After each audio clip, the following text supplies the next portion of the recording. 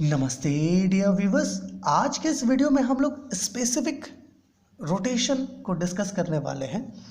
मेरे प्यारे व्यूवर्स, इसके पहले हम लोगों ने देखा कि ऑप्टिकल रोटेशन किसे कहते हैं, ऑप्टिकली एक्टिव सब्सटेंस क्या होती है, और साथ ही साथ हम लोगों ने देखा कि बायोट्स लॉ ऑफ ऑप्टिकल रोटेशन क्या क्या होते हैं, है ना।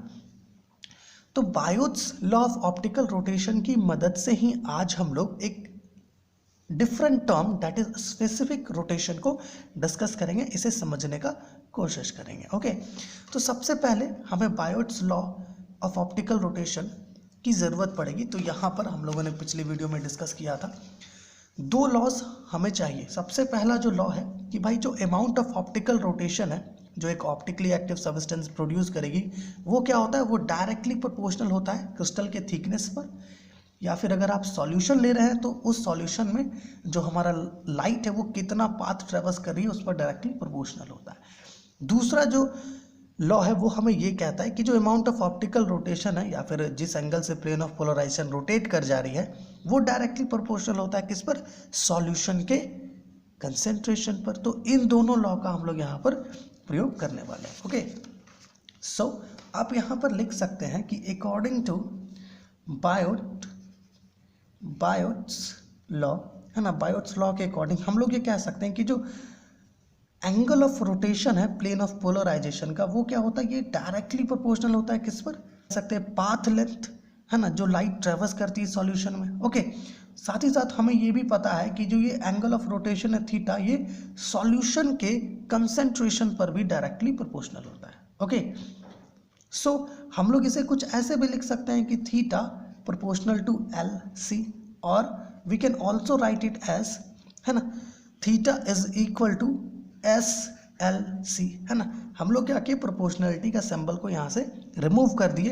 कैसे रिमूव किए, एक कांस्टेंट लगा करके यहाँ पर, वेयर ये जो एस है इसे आप कह सकते हो ये कांस्टेंट ऑफ प्रोपोर्शनैलिटी है। क्या है, कांस्टेंट ऑफ प्रोपोर्शनैलिटी है, जिसे हम लोग कहते हैं specific rotation. Okay, specific rotation, ये जो एस है that is called as specific rotation. यहाँ जो हम लोग कांस्टेंट ऑफ प्रोपोर्शनैलिटी लिए, so we can also write it as theta is equal to S L C है। तो जो स्पेसिफिक रोटेशन होगा वो क्या हो जाएगा, वो होगा S is equal to theta by L C. इसी की मदद से, इसी फॉर्मूला की मदद से हम लोग क्या करेंगे, स्पेसिफिक रोटेशन को डिफाइन करेंगे। देखिए, एक्चुअली स्पेसिफिक रोटेशन जो टर्म है ये सॉल्यूशन से रिलेटेड है। मतलब है कि जो सॉल्यूशंस होते हैं ना, कुछ वैसे भी सॉल्यूशंस है जैसे कि शुगर सॉल्यूशन, है ना, ये ऑप्टिकली एक्टिव होती हैं, है ना।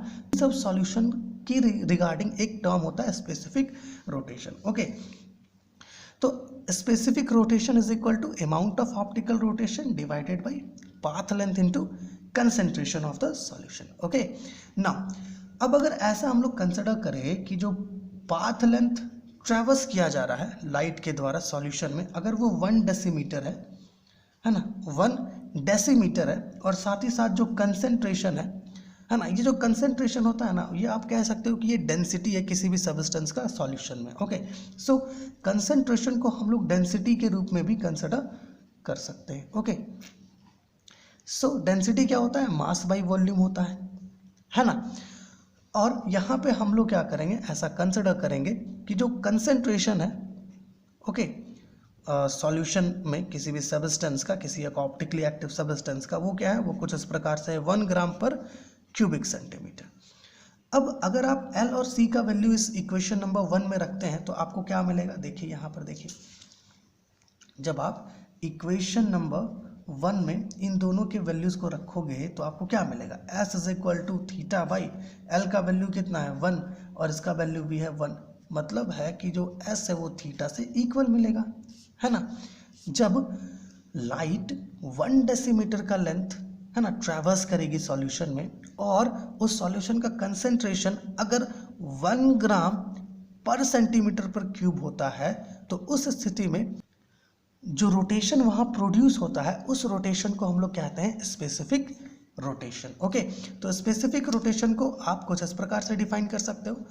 यहाँ पर हम लोगों ने लिख के रखा है इसका डेफिनेशन कि the specific rotation is defined as the rotation produced in degrees when polarised light traverse 1 decimetre length through a solution of concentration 1 gram per cubic centimetre. Okay, जैसा कि हम लोगों ने कहा यहाँ पर कि अगर हमारे पास एक सॉल्यूशन है ना, जिस सॉल्यूशन का कंसेंट्रेशन है 1 ग्राम पर क्यूबिक सेंटीमीटर और उसमें जो लाइट पाथ ट्रैवर्स करेगी वो 1 डेसीमीटर है, तो इस स्थिति में जो रोटेशन होगा लाइट का, है ना, जो प्लेन ऑफ पोलराइजेशन है उसका जो रोटेशन होगा, उस रोटेशन को हम लोग क्या कहेंगे, स्पेसिफिक रोटेशन। ओके, तो आशा है ये चीज़ आप समझ पाए होंगे कि स्पेसिफिक रोटेशन क्या होता है। ओके, इसका ये फॉर्मूला है स्पेसिफिक रोटेशन का और इसका यहाँ पर ये डेफिनेशन है। ओके, अब थोड़ा सा देखिए, S इज इक्वल टू क्या है, θ/LC है। अब अभी हम लोगों ने क्या कहा कि जो C है इसे हम लोग डेंसिटी के रूप में कंसिडर कर सकते हैं, है ना, मतलब मास बाय वॉल्यूम। तो C के जगह पर हम लोग मास बाय वॉल्यूम अगर लिखें तो स्पेसिफिक रोटेशन हमें डेंसिटी के टर्म्स में भी इसका एक फॉर्मूला मिलेगा, है ना, बहुत जगह पर न्यूमेरिकल्स में काम आता है ये formula. Okay, L into m/v, तो आप चाहो तो इसे ऐसे लिख सकते हो, θv/lm। Okay, this is the another formula for specific rotation. Okay, S is equal to θv/lm। ठीक है, तो ये दो फॉर्मूलाज हैं, इनको आप ध्यान रखिएगा और इनका ये डेफिनेशन यहाँ पर।